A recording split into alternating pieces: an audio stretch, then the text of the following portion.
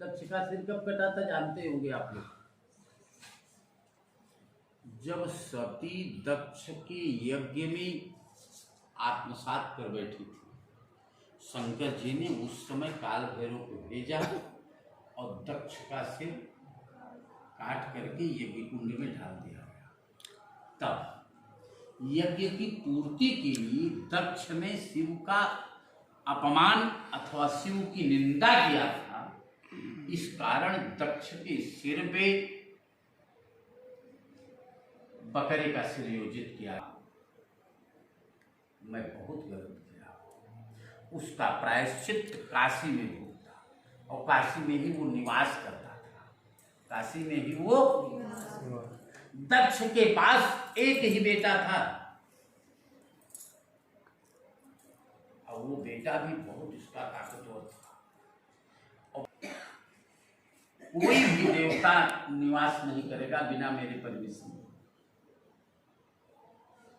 और उसी के राज्य में एक उपमन्यु नाम का, वो अपने राज्य में देवताओं को आवाहन किया, देवताओं का आवाहन किया, लेकिन देवता कोई आए नहीं। अब जब देवता नहीं आए तो वो क्रोधित होकर के अग्नि को बुझा भी दिया और ये कहा कि मेरे राज्य में किसी भी देव का प्रवेश वर्जित है।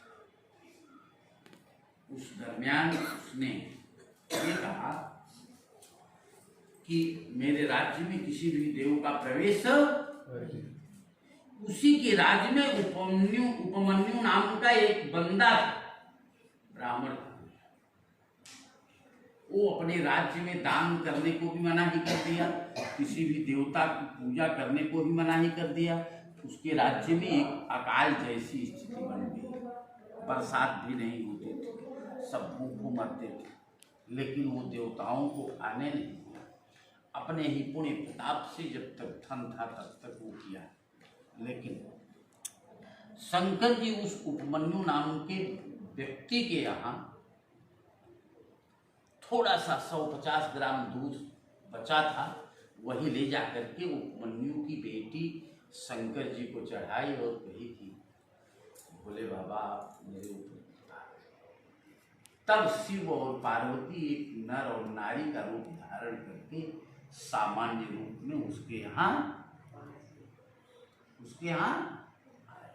और आने के बाद में वो बेटी से शिव और पार्वती ये कहे कि हम तुम्हारे यहाँ रहना चाहते हैं, बहुत थक गए हूँ, हम तुम्हारे यहाँ आज निवास करना चाहते हैं। बेटी बहुत दुखी हुई, मेरे घर में कुछ है नहीं, 150 ग्राम दूध था, अपनी माँ से किसी प्रकार से मांग करके मैंने ले आया है, मैं ले चलूंगा तो इनको खिलाऊंगा क्या, ले चलूंगा तो इनको खिलाऊंगा क्या। लेकिन क्या भगवान की कृपा देखिए, कोई जानता नहीं, भावी हूं मैं कि सकल त्रिपुरारी। हमारे आपके दुर्भाग्य को शंकर जी में बदलने की पूरी ताकत होती है। अब वो स्थिति बनी। अब वहां से घर पे जैसे ही आए शंकर जी, उसके घर में भंडारण कुछ सब भर गया अपने आप, कहने की जरूरत नहीं पड़ी किसी को, और उसको पता भी नहीं कि है कौन, समझ रहे हैं। और उसी समय उसका लड़का, किसका लड़का, दक्ष का लड़का, ये कहा था कि इस राज्य में कोई भी व्यक्ति हो तो हट जाए। शंकर जी भी उस राज्य में थे तो कहा तुरंत आप यहाँ से। ब्रह्मा आए, कहे कि नहीं ऐसा मत करो, ऐसा। अब वो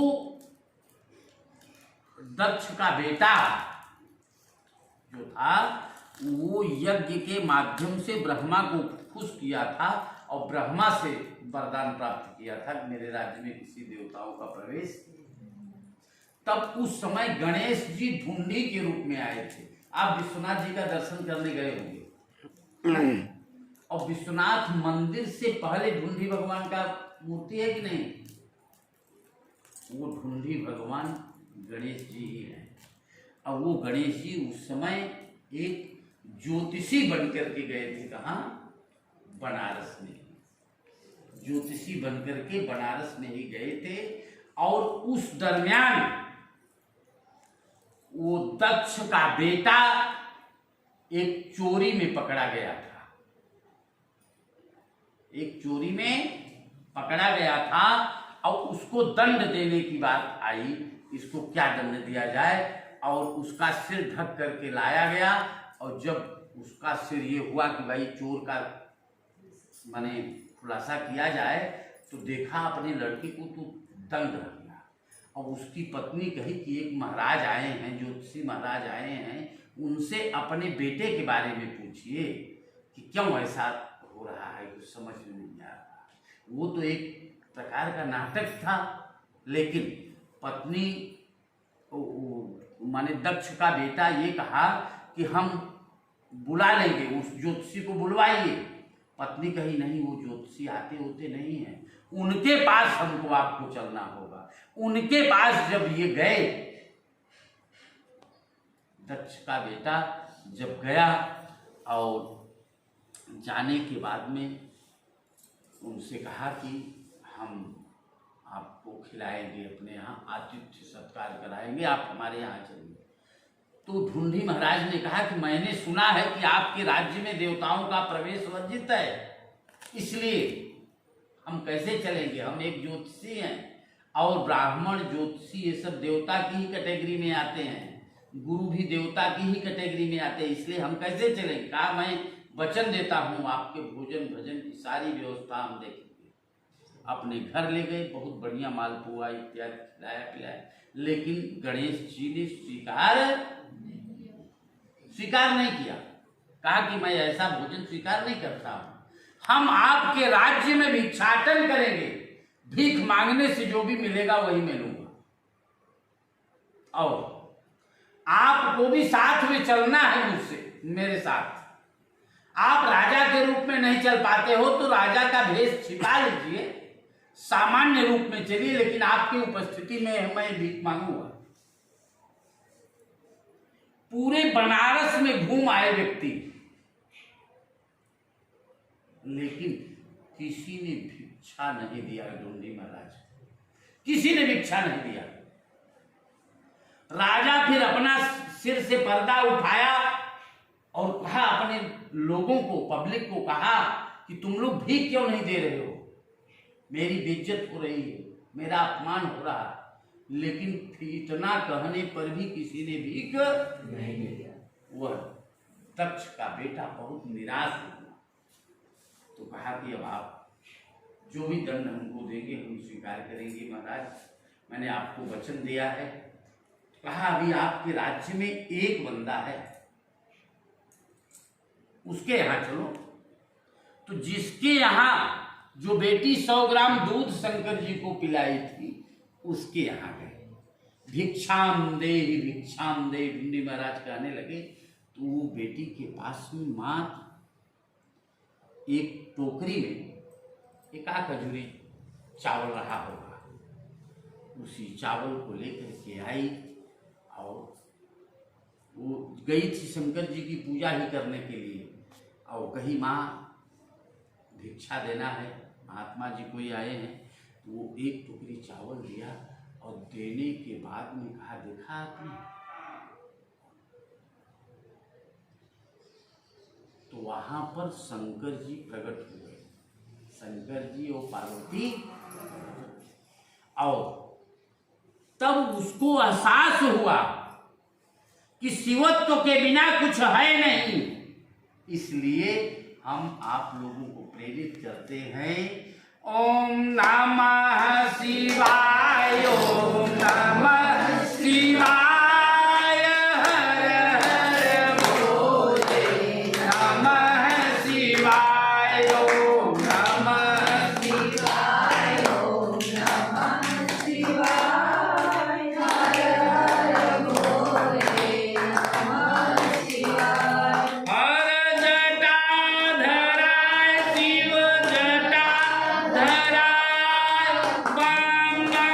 Oh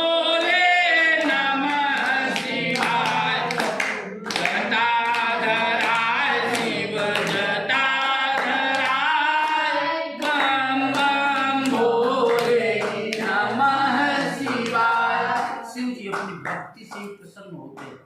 केवल 5 बार, 10 बार, 20 बार अगर आप में एकाग्रता नहीं आ रही है तो केवल शिवोहम का जब 5 मिनट करिए, आपका दिमाग कंसल्टेंट हो जाएगा, मेमोरी आपकी सरप्लस हो जाएगी। समझ रहे हैं? तो शिव में इतनी ताकत होती है और शिव जी की पूजा इतनी सरल है कि उनको पूरी मिठाई नहीं चाहिए, केवल एक पत्ती, बेलपत्ती भी चढ़ा देंगे तो भी आपका कल्याण होगा, इसमें कोई दिक्कत नहीं। और शिव में भेद नहीं है कि कौन चोर है, कौन बदमाश है, कौन क्या है, कौन क्या है। जो भी आया अपने भक्ति से, चाहे भूल से, चाहे अचानक आया, उसको निश्चित बेनिफिट देते हैं। बोलिए आशुतोष भगवान की जय।